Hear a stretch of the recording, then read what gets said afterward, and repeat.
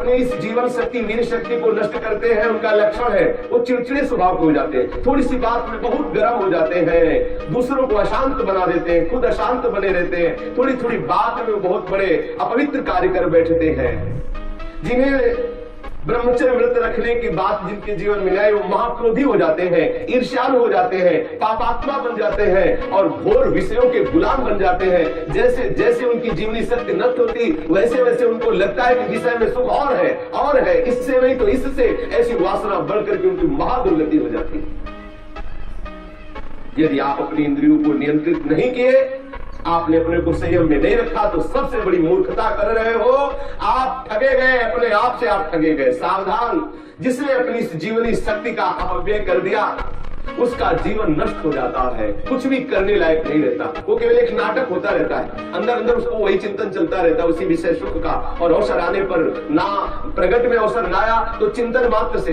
देखो इस शरीर में कहीं भी वीर की शक्ति की थैली नहीं है, जैसे पित्त की थैली, ऐसे ऐसे अलग अलग ऐसे कहीं भी कोई कोष नहीं है, कोई ऐसा शरीर में स्थान नहीं है जहां से आज भी डॉक्टर ऑपरेशन करके निकाल सके कि देखो ये वीर शक्ति का स्थान है। हर नस नाड़ी में वो व्याप्त शक्ति है। जब आप मन से संकल्प करते हैं उसी समय वो पूरे शरीर से संचित होकर एकत्रित हो जाती है। उस एकत्रित होने वाली नाड़ी का नाम है मनोवाक।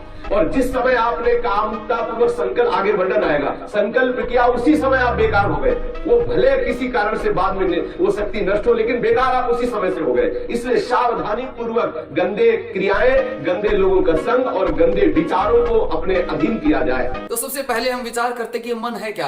कहते मन आत्मा का एक साधन है और आत्मा मन के द्वारा ही इच्छित क्रियाएं करती है। कहते जब आत्मा मन से जुड़ती है, मन इंद्रियों से जुड़ता है, आत्मा मन से जुड़ी, मन इंद्रियों से जुड़ा, और इंद्रियों का विषयों से संपर्क होने पर हमें कोई विशेष ज्ञान होता, विशेष जानकारी होती है।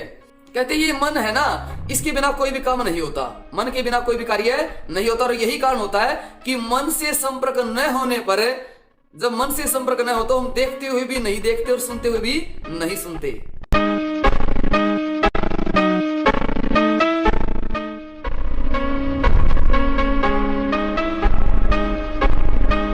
लेकिन आज बात एक आती कि मन में ये विचार क्यों आते रहते हैं, कुछ कुछ विचार कैसे चलते रहते हैं, इनको कैसे रोकें, ये विचार दोबारा आए ही ना, इसका क्या उपाय है। चलो इसको मैं एक छोटी सी उदाहरण से आपको बताता हूँ, एक छोटी सी उदाहरण से समझिए।